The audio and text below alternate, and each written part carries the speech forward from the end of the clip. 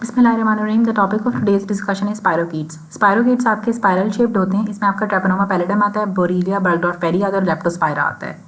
Keats होते हैं, इसके अंदर सबसे पहले हम पढ़ेंगे ट्रेपोनोमा पैलिडम को। जो ट्रेपोनोमा पैलिडम होता है वो आपका सिफिलिस कराता है और ये इतना थिन होता है कि आपको ग्राम स्टेनिंग के ऊपर नजर नहीं आता है। और जो सिफिलिस होती है इसकी 4 टाइप्स होती हैं। एक होती है कॉन्जेनिटल सिफिलिस, एक होती है primary syphilis, secondary syphilis and tertiary syphilis. वैसे एक लेटेंट सिफिलिस भी होती है जो कि सेकेंडरी सिफिलिस ही बाद में लेटेंट सिफिलिस के अंदर कन्वर्ट हो जाती है। सबसे पहले हम करते हैं कॉन्जेनिटल सिफिलिस। जो कॉन्जेनिटल सिफिलिस होती है ना वो हंटिंगटन्स टीथ होंगे बच्चे के अंदर, उसको मलबरी सैबिट शिन्स हो जाती हैं, उसकी रेगेट्स हमें मिलते हैं, स्नफल्स मिलते हैं और डेफनेस डेवलप हो जाती है। और प्लेसेंटा की जो ट्रांसमिशन होती है फर्स्ट ट्राइमेस्टर के अंदर, अगर तो मदर को सिफिलिस डेवलप हो गई है तो फर्स्ट ट्राइमेस्टर के अंदर ही प्लेसेंटल ट्रांसमिशन हो जाती है सिफिलिस की। अब आती है प्राइमरी सिफिलिस के ऊपर। जो प्राइमरी सिफिलिस होती है P for primary and P for painless. Primary syphilis के अंदर आपको पेनलेस कैंकर बनता है और प्राइमरी सिफिलिस आपकी पेनलेस होती है। इसमें आपको जेनिटल लीजन की हम स्क्रैपिंग्स लेते हैं और फिर उससे डायग्नोसिस करते हैं। जो सेकेंडरी सिफिलिस होती है उसमें आपको पाम्स और सोल्स के ऊपर मैकुलोपैपुलर रैश बन जाता है। कोंडाइलोमा एलेटा होता है। कोंडाइलोमा लाटा का मतलब होता है कि स्मूथ पेनलेस वॉर्ड की तरह के लीजन्स बन जाते हैं। ठीक है, कोंडाइलोमा लाटा के अंदर आपके स्मूथ पेनलेस वॉर्ड की तरह के लीजन डेवलप हो जाते हैं। इसमें लिम्फेडिनोपैथी भी आपकी पेनलेस होती है। और जो सेकेंडरी सिफिलिस होती है वो फॉलो करने के बाद में लेटेंट सिफिलिस के अंदर चेंज हो जाती है। लेटेंट सिफिलिस के अंदर आपकी सीरोलॉजी तो पॉजिटिव आ रही होती है लेकिन पेशेंट को कोई सिम्टम्स नहीं होते हैं।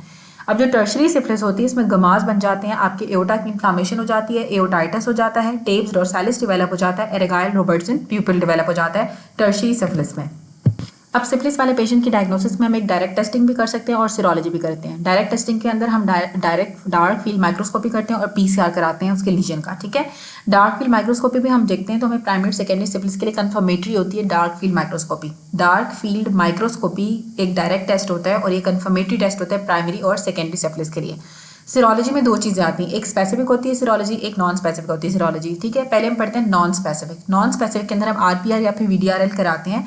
जो वीडीआरएल होता है उसको कंजेनिटल सिफिलिस के लिए कराते हैं लेकिन जो ज़्यादा स्पेसिफिक है ना वो आपके आईजीएम एफटीएबीएस होता है। जो वीडीआरएल है वो फॉल्स पॉजिटिव आता है लेप्रोसी के अंदर भी और ल्यूपस में जो एंटीकार्डियोलिपिन एंटीबॉडीज़ की वजह से आपकी लेप्रोसी और ल्यूपस के अंदर आपका वीडीआरएल फॉल्स पॉजिटिव भी आ जाता है। स्पेसिफिक जो होते हैं सीरोलॉजी के अंदर वो आपके एफटीएबीएस होता है और टीपीपीए होता है। एफटीएबीएस मोस्ट स्पेसिफिक होता है, कंफर्मेटरी टेस्ट होता है, इसको हम टर्शरी सिफिलिस के लिए यूज़ करते हैं एफटीएबीएस को। और जो आईजीएम एफटीएबीएस होते हैं इसको हम कंजेनिटल सिफिलिस की डायग्नोसिस के लिए यूज़ करते हैं। ट्रीटमेंट में हम पेनिसिलिन जी देते हैं और जब एंटीबायोटिक स्टार्ट करते हैं तो पेशेंट को फ्लू की तरह के सिम्टम स्टार्ट हो जाते हैं, इसे हम कहते हैं जैरिश हर्ट्ज़ाइमर रिएक्शन।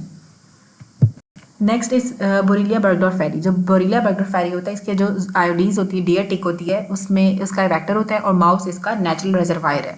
एंटीजेनिक वेरिएशन की वजह से आउटर सरफेस जो प्रोटीन होती है उसकी वजह से आपकी एंटीजेनिक वेरिएशन डेवलप हो जाती है।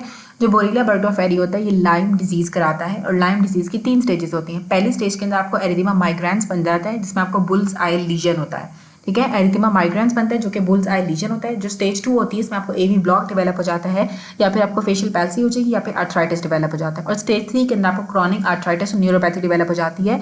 बोरीलिया बर्गडॉर्फ फेरी की डायग्नोसिस में हम पीसीआर कराते हैं और ट्रीटमेंट करते हैं डॉक्सीसाइक्लिन के साथ।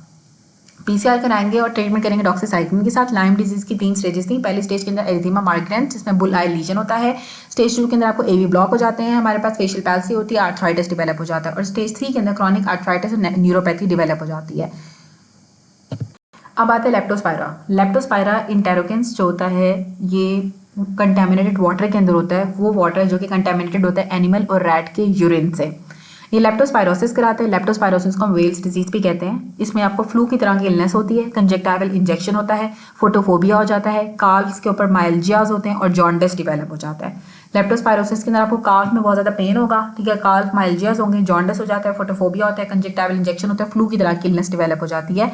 वेल्स डिजीज या सोल्जर्स डिजीज को हम हेपेटोरीनल सिंड्रोम इसमें डेवलप हो जाता है जिसमें पेशेंट को जॉन्डिस हो जाता है, एजोटीमिया हो जाता है क्योंकि लिवर किडनी डिसफंक्शन की वजह से। ठीक है, जॉन्डिस होगा और साथ एजोटीमिया हो जाएगा। एजोटीमिया का मतलब होता है कि जो ब्लड यूरिया के लेवल होते हैं, क्रेटिन के लेवल ज़्यादा हो जाते हैं आपके ब्लड के अंदर। ठीक है, यूरिया और क्रेटिन आपका ज़्यादा हो जाता है ब्लड के अंदर एजोटीमिया में।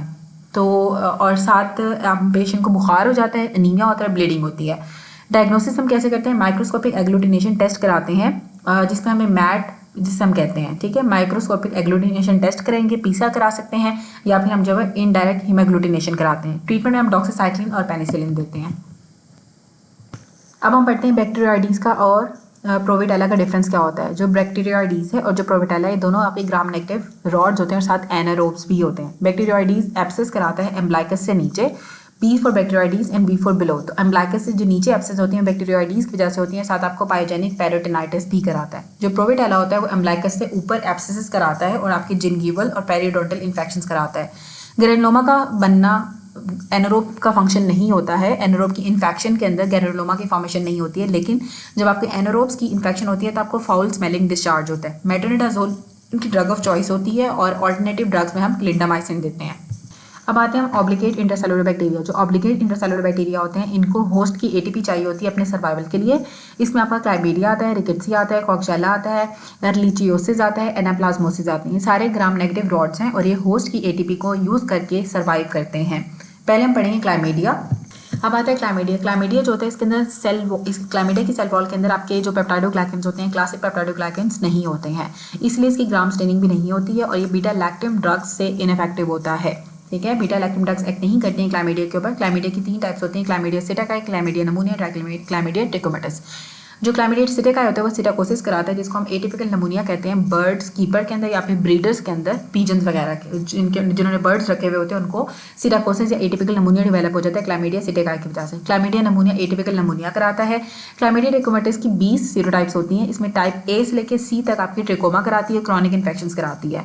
जो टाइप डी से लेकर के तक होती है वो ऑफ्थेल्मिया यूनिटोरम कराती है, एब्नॉर्मल वेजाइनल डिस्चार्ज हो जाता है, इसका यूरिथ्रल डिस्चार्ज होगा, पेल्विक इन्फ्लेमेटरी डिजीज कराती है और एसटीडीज भी कराती है। ठीक है, सेक्सुअली ट्रांसमिटेड इन्फेक्शन भी कराती है और स्टीराइल पाइयूरिया कराती है, जिसमें आपका कल्चर नेगेटिव आता है। अब जो डी से लेकर के तक टाइप है वो ऑफ्थेल्मिया यूनिटोरम भी करा रही है, पीआईडी करा रही है, एसटीडी करा रही है, स्टीराइल पाइयूरिया भी करा रही है। और जो एल टाइप होती है वो लिम्फोग्रैनुलोमा L1 से लेकर L3 तक जो होती है वो लिम्फोग्रैनुलोमा वेनेरम कराती है, जिसमें आपको पेलनेस अल्सर बन जाता है और आपके लिम्फ नोड्स पेनफुल हो जाते हैं।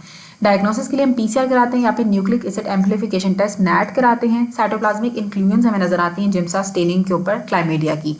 ट्रीटमेंट में हम एजिथ्रोमाइसिन देते हैं, जो कि ड्रग ऑफ चॉइस जो होती है वो सिंगल डोज ही आपने देनी होती है, और जो ऑल्टरनेटिव आप डॉक्सीसाइक्लिन भी दे सकते हो। सेफ्ट्राक्सोन आप ऐड करोगे अगर जो साथ उसको गोनोरिया की भी इन्फेक्शन हुई हुई है।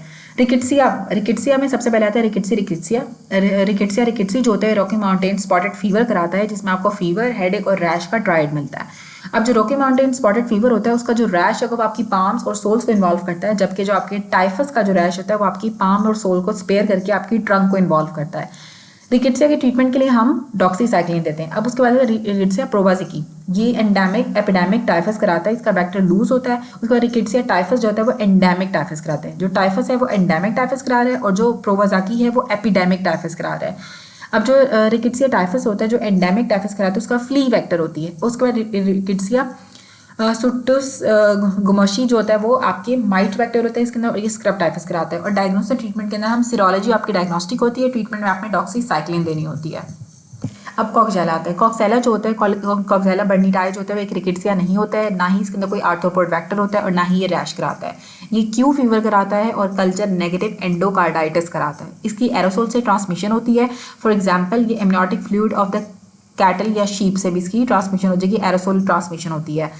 सीरोलॉजी में हमें इसकी सीरोलॉजी डायग्नोस्टिक होती है। अब जो एर्लिचियोसिस होती है और जो एनाप्लाज्मोसिस होती है दोनों का जो वेक्टर है वो टिक होता है। एर्लिचियोसिस डायग्नोस्टिक फीचर इसका मोनोसाइट्स होते हैं विद मोरुला, जिसे हम कहते हैं साइटोप्लाज्मिक इन्फ्लुएंस। ठीक है, मोनोसाइट्स हमें नजर आते हैं मोरुला के साथ, और जो एनाप्लाज्मोसिस होती है उसमें हमें ग्रैनुलोसाइट्स नजर आते हैं मोरुला के साथ। तो रिमेंबर मेगा निमोनिका इसके मोनोसाइट्स आपको नजर आएंगे एर्लिचियोसिस के अंदर और ग्रैनुलोसाइट नजर आते हैं एनाप्लाज्मोसिस के अंदर।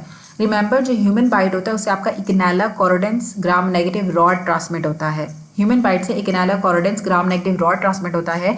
और जब आप फिस्ट फाइट करते हो या फिर जो नकल होता है बॉक्सर के अंदर यूज़ करते हैं उससे किंगेला इन्फेक्शन ट्रांसमिट होती है, जो कि एक ग्राम नेगेटिव रॉड है। फ्यूजोबैक्टीरियम एक एनारोबिक होता है जो कि नॉर्मल ओरल फ्लोरा के अंदर होता है और ये पोस्ट एंजाइनल सेप्सिस कराता है, जिसे हम कहते हैं लेमेरिस डिजीज।